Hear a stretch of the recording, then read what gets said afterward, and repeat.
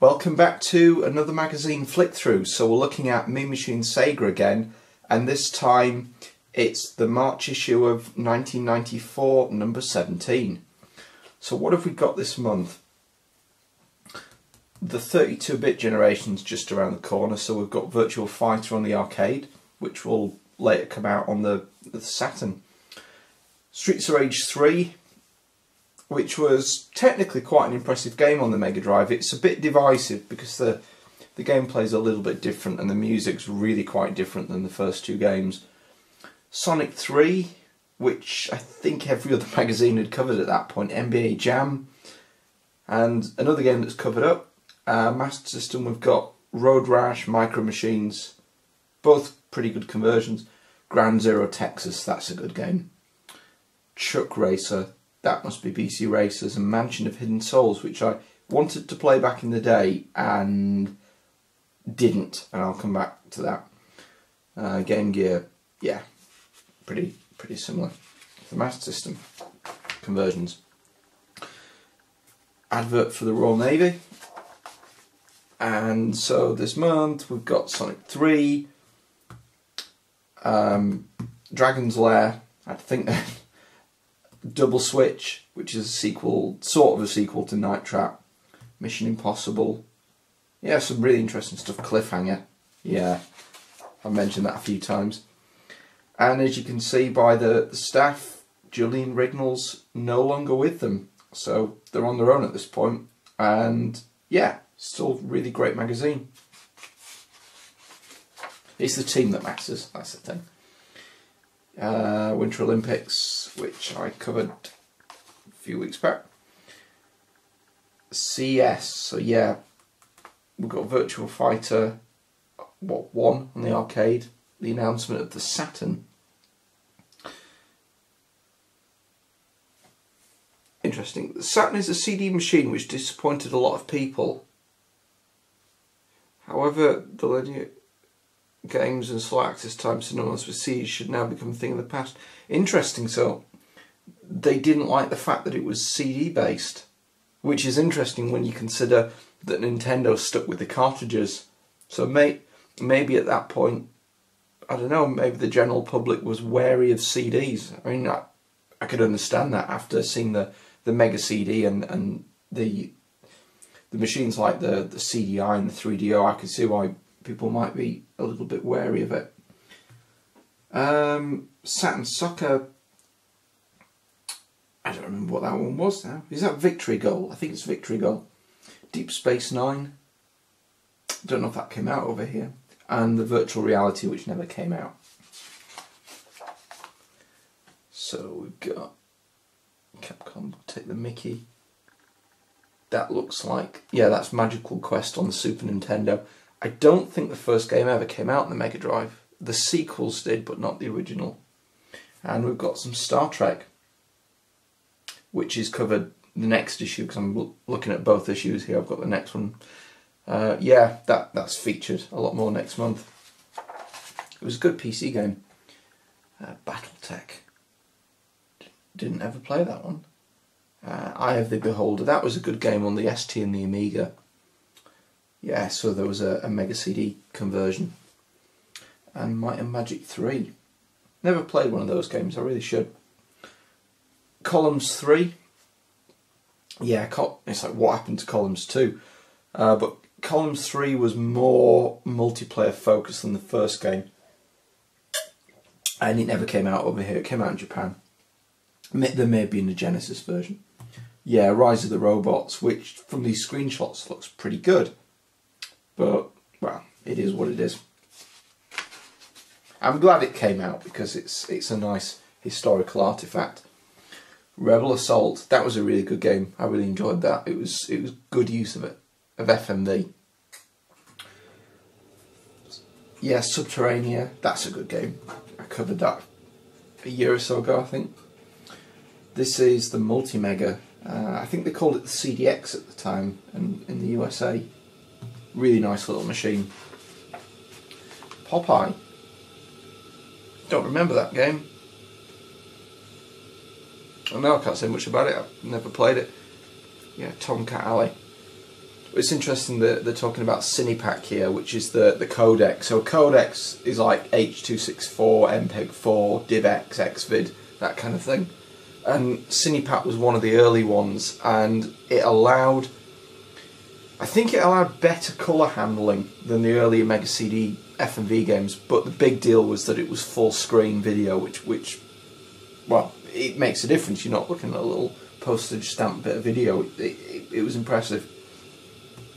Jungle Book, yeah, so this was when the license, I think, for the Disney games changed hands, because they were a little bit different after this point. Games like The Lion King as well, which were good, but they didn't feel like Castle of Illusion.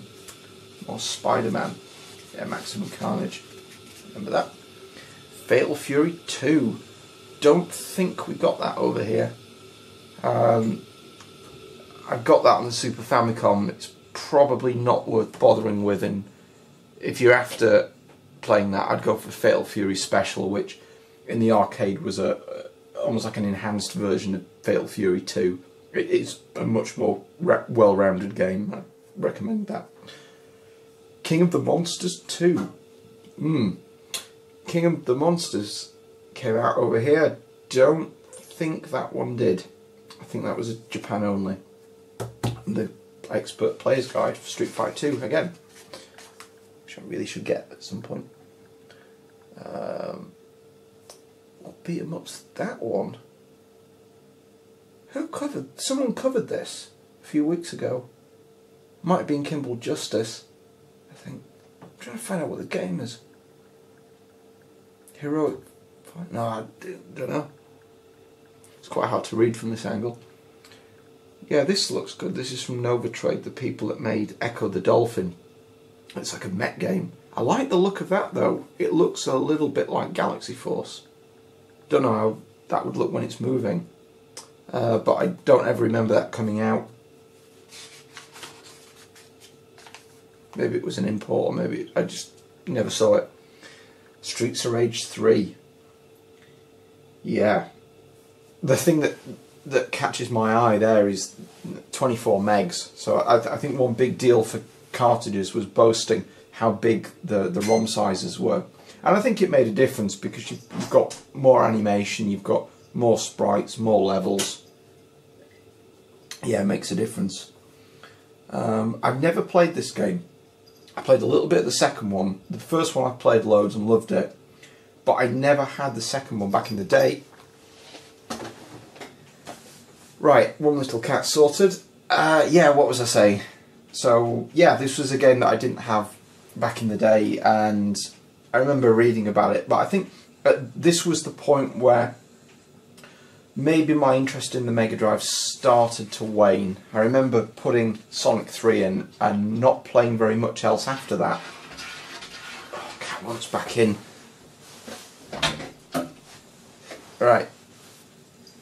So this is about 50% complete. It doesn't really talk about the music at that point, but that was the big thing that changed.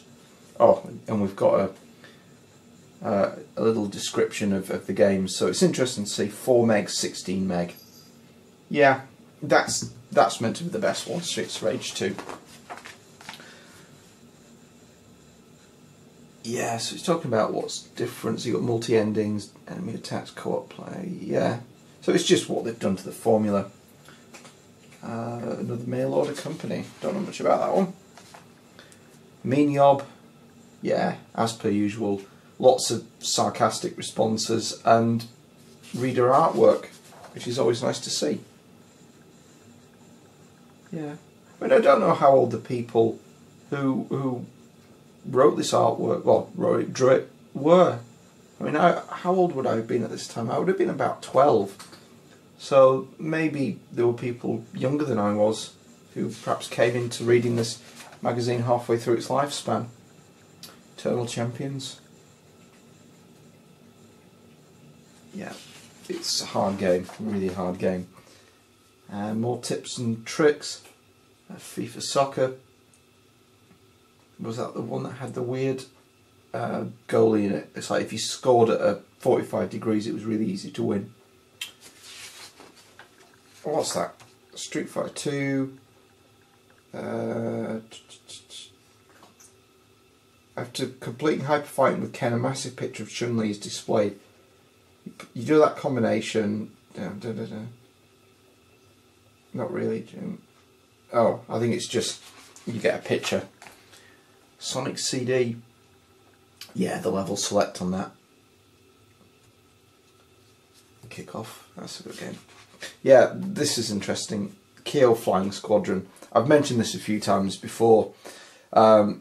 Mega Power had a demo of this game, and the code was written that at the end of the first level it quit back to the title screen, but they left the rest of the game on the disc. So if you put the level select in and go to level 2, you can start playing the rest of the game for free, which is a bit naughty, but that's what it is. Yeah, Landstalker, this is considered a classic. I'm not a fan of this because I don't like isometric games.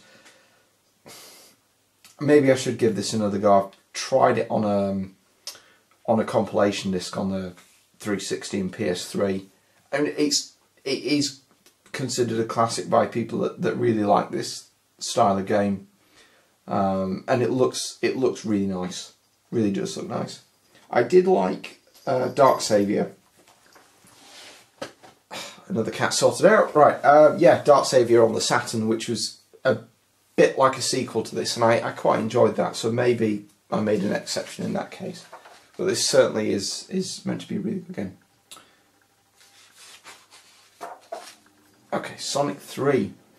Yeah, it was a little bit late to be covering this because I'm sure the game was out at this point. What can you say? It's fantastic. It's a really good game, and I think there's a lot of depth to it, but it's not to everyone's taste. It was quite a almost like a divergence from Sonic 2. Maybe it was more like the first, perhaps, but I liked it. I really enjoyed it, and there's a lot of coverage. 94%.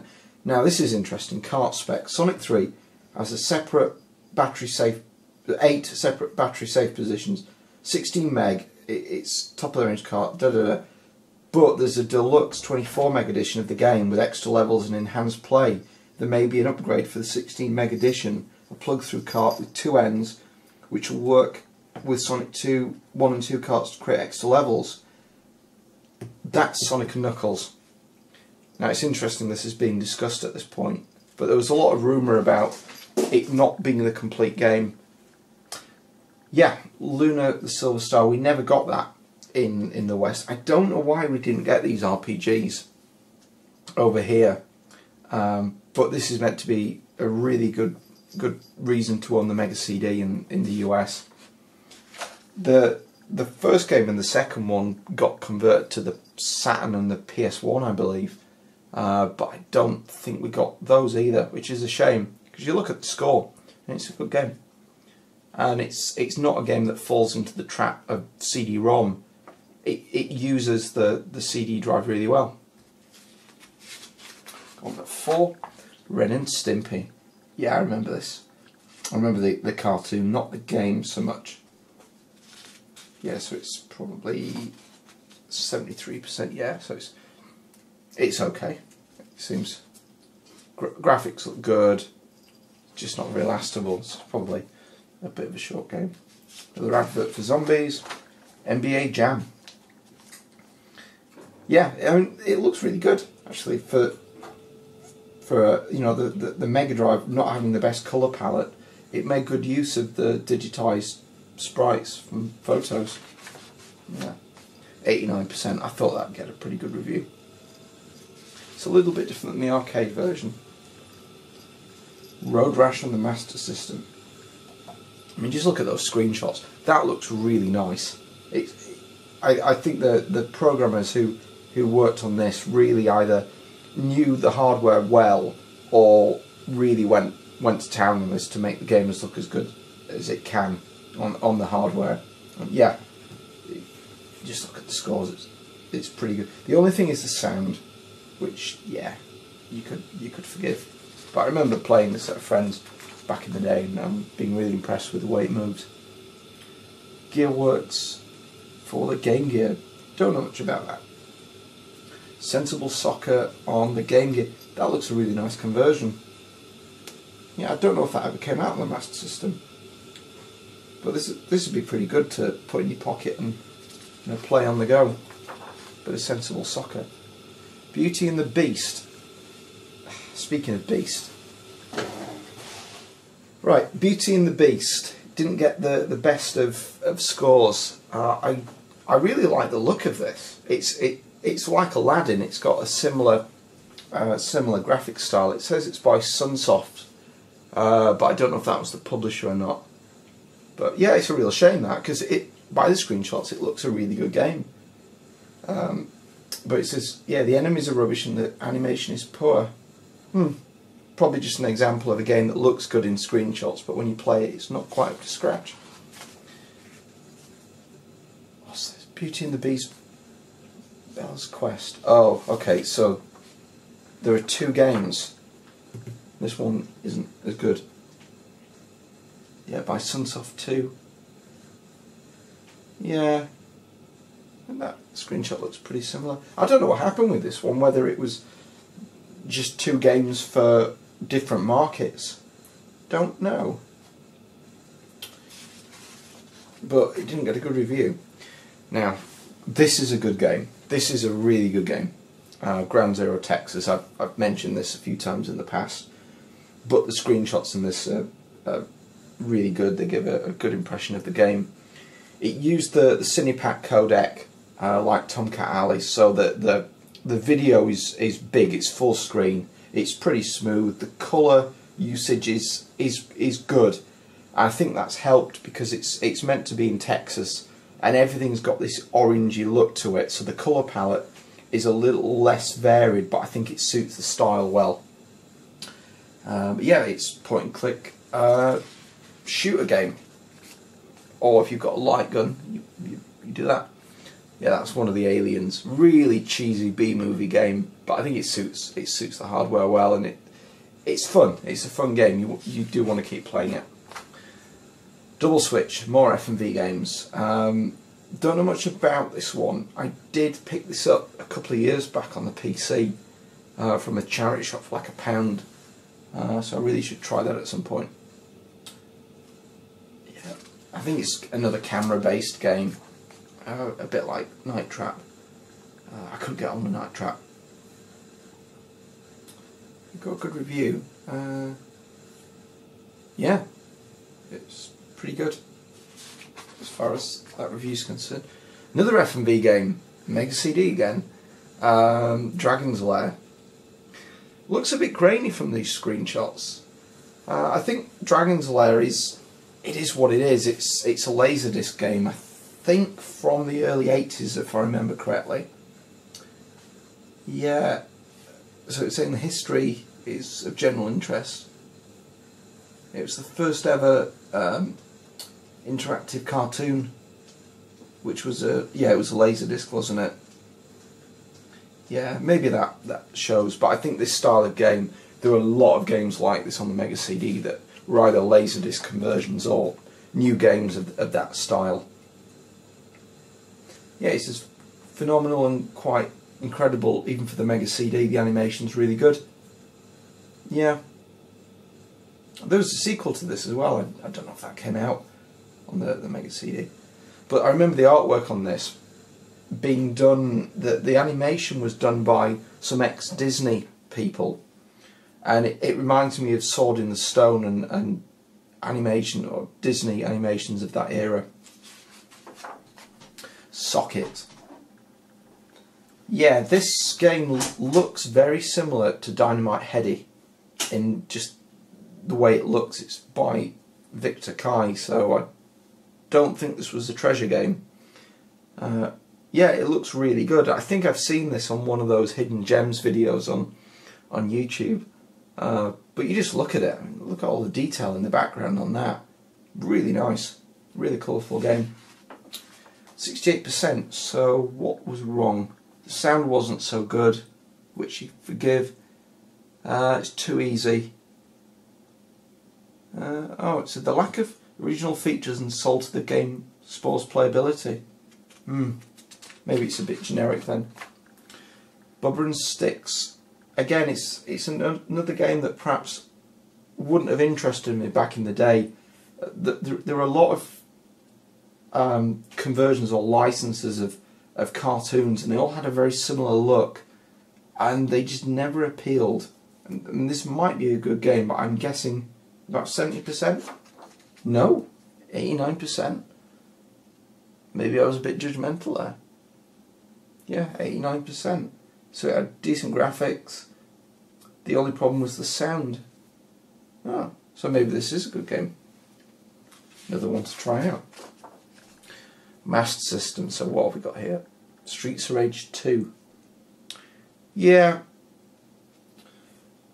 I can't remember which magazine reviewed this.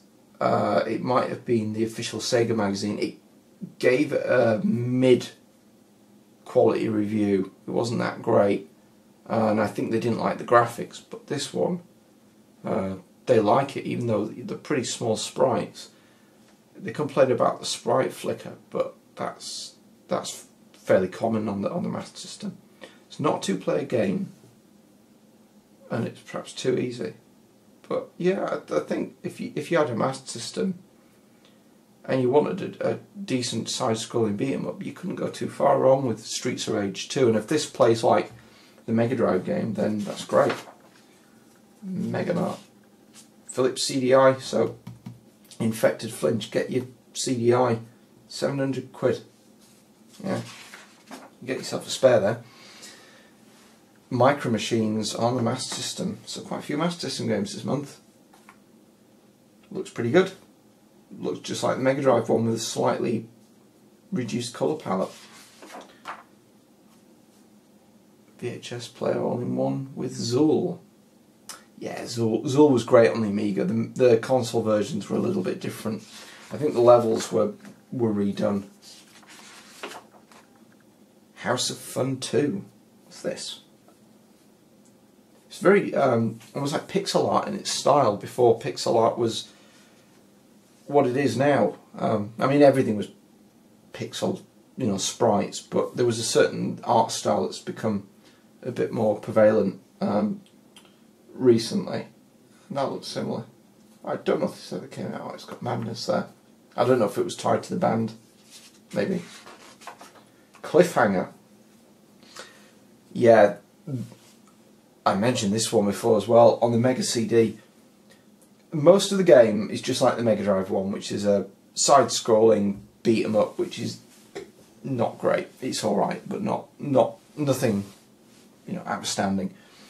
It's got these F&V bits, but this is the important thing. These sections that are, it's one section in the game, and you snowboard down a mountain, and it's got this great Mode 7 effect, but it's got all the scaled sprites, as you can see there, and you've got trees, and you've got this tunnel, and it looks really good. It's just a shame more wasn't done with that, because the developers had obviously built that section of the game. I don't know why they didn't add more and maybe de-emphasise the beat-em-up sections. Mansion of Hidden Souls. Yeah, this is Yumeni Mystery Mansion, as it was known in Japan. I think that's what it was called on the Saturn. Now, I saw this in magazines, and it's a little bit like Myst in the way that you kind of move around the mansion. But the problems were, I think I saw this once in a shop, and I wasn't impressed with the visuals. The colour depth, the dithering's really bad, and the loading time's a little bit slow. Yeah, so what do they say here? The image bank, saying they're not filmed but rendered images, da da da da. Yeah, so they're saying it's a bit like Seventh Guest. Although it's not as good looking, as clear as these. Slightly dodgy grammar. Mansion of Hidden Souls is a good debut for the Mega CD attempt at this technique. So yeah, it's that kind of game. It's like Seventh Guest. Mission Impossible 2025 the Special Edition. Now, I really like this game on the 8-bit machines and the ST and the Amiga. This looks really good. I don't think this ever came out on the Mega Drive. It came out on the CD32, but it looks really good. That perhaps a little bit brown and a little bit muddy in its look, but that screenshot looks really good. And it says here that it's got a pixel perfect conversion of the original C64 version. So it was only about a third complete or a quarter complete. Yeah, I don't think this ever came out, at least not in Europe. So if you're from the US or Canada or even Japan and it came out in your territory, let me know. I don't recall seeing that. Truck racing. Yeah, this is BC Racers on the Mega CD. So I think Core were pretty busy at this time. They were making, they made Thunderhawk, and then they made 3 games. There was Battle Core, Soulstar, and this, which came out I think a little bit later. But they used, well, it was a similar graphics technique, probably the same engine that's powering all 3 games. But yeah, certainly Core were pretty busy at that time, and I think these games were a good show of the Mega CD's hardware. The Mode 7 sprite scaling. Hemidoll. Yeah, this is meant to be a good game on the Amiga. Don't remember seeing this on the Mega CD. Next month, more stuff. Well, I definitely know what's happening next month because I've got the magazine over there. Mega Drive 2 with Aladdin, £112, so it's coming down. It's coming down. I think they were quite affordable at that point, and I think a lot of people that had the Master System would have jumped to the Mega Drive at this point. And then, yeah, Castlevania, the New Generation. Brilliant game, really good game. And this was the point where Konami had lost it. Well, yeah, other way around. Nintendo had some exclusivity deals with various games publishers like Konami and Capcom, and these deals were starting to disappear at that point. We had a load of really good games like this and Street Fighter 2 on the Mega Drive. So yeah, that was Mean Machines Sega for March 1994. I'm not sure whether there are a lot of games here or not. I think for the Mega Drive, not that much news. But I think the Mega CD was going pretty strong at this point. There were some really good games in '94 for that platform. But yeah, we'll see more about what's to come next month. Some quite different games. Yeah, so thanks for watching.